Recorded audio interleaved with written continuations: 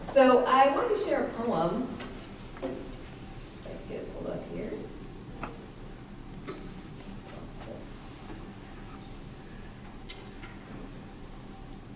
Uh-oh.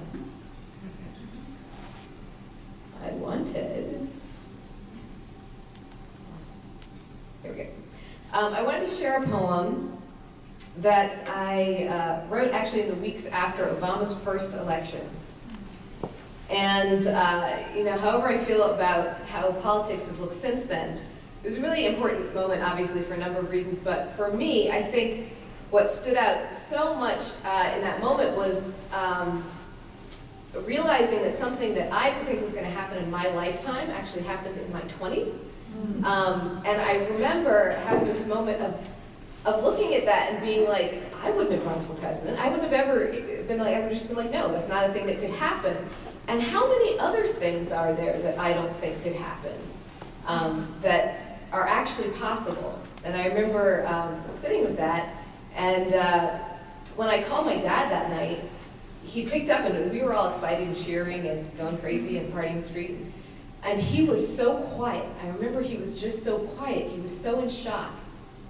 And I think he was having that moment too, where he was just like, my whole world is different. Like you just like sit there with the gears turning in your head about, things are just different than I thought.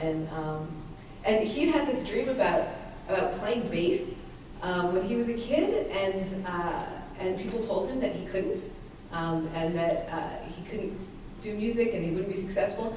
And he is currently 65, so at that time he was in his late 50s. And I think that night he called someone and signed up for bass lessons.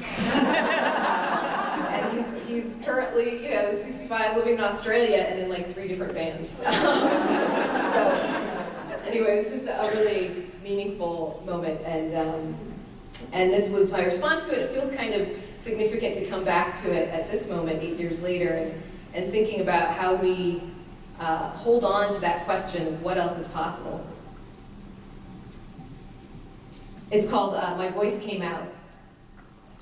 My voice came out, exploded from my chest, the rest is history, which they will list for me on TV screens in every language, call it victory. My voice came out into the street and I was multiplied. As one by one the doors came open, in the dark I cried out his name, Obama, like a pulse that came in time with the hammering of my heart. My voice came out but was one halting beat apart from some strange echo. It drifted, floated, it rode the mist between us, crossed the distance of these blocks. Obama.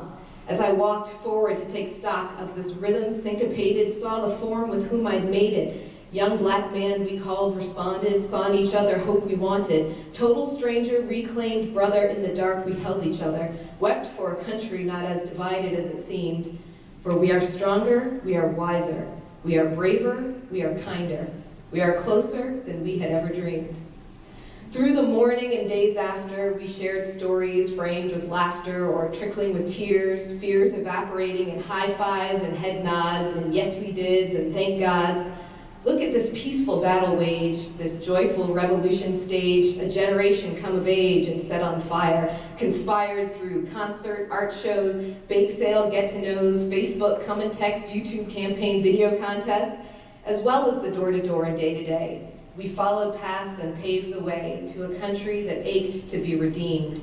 For we are stronger, we are wiser, we are braver, we are kinder, we are closer than we had ever dreamed. They say, he may falter, stumble, fail, he may curtail the hope, defer the dream, but we know we don't need a new Messiah. Sometimes a star shines just enough to catch your eye, a shimmer lets you know you should look higher, and from the place in which he gleams, says we are stronger, we are wiser, we are braver, we are kinder, we are closer than we had ever dreamed.